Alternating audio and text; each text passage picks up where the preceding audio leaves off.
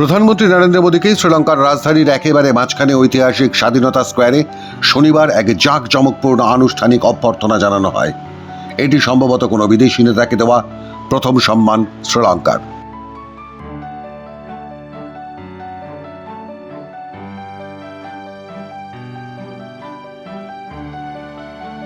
এর আগে ভারতের প্রধানমন্ত্রীকে শ্রীলঙ্কার রাষ্ট্রপতি অনুরা কুমার দিসানায়কে ঐতিহাসিক স্কোয়ারে স্বাগত জানান। প্রধানমন্ত্রী মোদী গত সন্ধ্যায় ব্যাংককে তার বিমস্টেকের শীর্ষ সম্মেলন সফর শেষ করে সোজা কলম্বোয় অবতরণ করেন। বহুক্ষেত্রীয় প্রযুক্তিগত অর্থনৈতিক সহযোগিতার জন্য উপসাগরীয় উদ্যোগের বৈঠক সেরে সরাসরি প্রতিবেশী দ্বীপরাষ্ট্রে।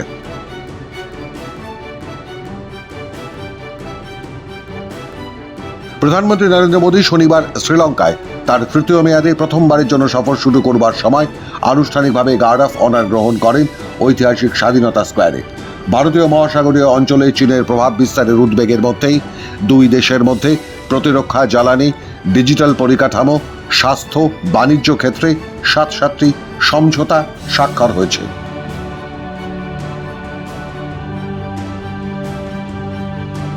দুই দেশের মধ্যে সম্পর্ক জোরদার এবং উভয় দেশের আধ্যাত্মিক ও সাংস্কৃতিক ঐতিহ্য তুলে ধরার ক্ষেত্রে ব্যতিক্রমী প্রচেষ্টার জন্য প্রধানমন্ত্রী মোদীকে শ্রীলঙ্কার সর্বোচ্চ বেসামরিক পুরস্কার মিত্র বিভূষণে ভূষিত করেন শ্রীলঙ্কার রাষ্ট্রপতি দিসানায়কে।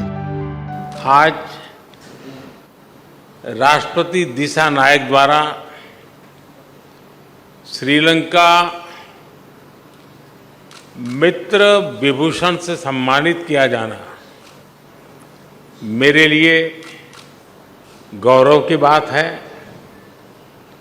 यह सम्मान केवल मेरा सम्मान नहीं, बल्कि यह 140 करोड़ भारतीयों का सम्मान है। यह भारत और श्रीलंका के लोगों के बीच ऐतिहासिक संबंधों और गहरी मित्रता का सम्मान है। গত বছর শ্রীলঙ্কার রাষ্ট্রপতি অনুরা কুমার দিসানায়কে দায়িত্ব নেওয়ার পর এটি প্রধানমন্ত্রী মোদীর প্রথম সফর শ্রীলঙ্কায়, এবং 2024 সালে দিসানায়ক তার মেয়াদ শুরু করবার পর এই প্রথম কোনো বিদেশি রাষ্ট্রের নেতার এটি প্রথম সফর। এই প্রসঙ্গ উল্লেখ করে প্রধানমন্ত্রী মোদী বলেন, ভারত সাবকা সাথ সাবকা বিকাশের পথে হাঁটতে গিয়ে প্রতিবেশীদের প্রতিও একই দৃষ্টিভঙ্গি নিয়ে পথ চলছে। সে কারণেই গত 6 মাসে একাধিক বিষয় শ্রীলঙ্কার স্বার্থকেও সম্মান দিয়ে পথ চলেছে ভারত।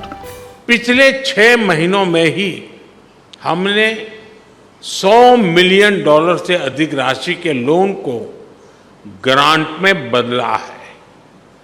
हमारी द्विपक्षीय डेट रिस्ट्रक्चरिंग एग्रीमेंट से श्रीलंका के लोगों को तत्काल सहायता और राहत मिलेगी।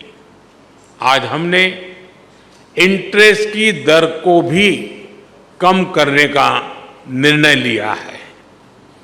यह प्रतीक है कि आज भी भारत श्रीलंका के लोगों के साथ खड़ा है। पूर्वी प्रांतों के सामाजिक और आर्थिक विकास के लिए लगभग 2.4 बिलियन लंकन रुपए का सहयोग पैकेज दिया जाएगा।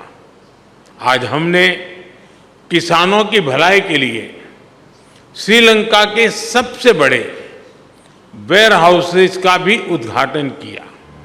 প্রধানমন্ত্রী মোদী রাষ্ট্রপতি দিসানায়ককে পাশে রেখে বলেন, ভারত গর্বিত যে শ্রীলঙ্কা দ্রুত পুনরুদ্ধারের পথে ফিরে আসছে। ভারত অতীতে সর্বদা শ্রীলঙ্কার পাশে দাঁড়িয়েছে, সেটা কোভিডের সময় হোক, সন্ত্রাসী হামলার সময় হোক বা সাম্প্রতিক অর্থনৈতিক সংকটের সময়।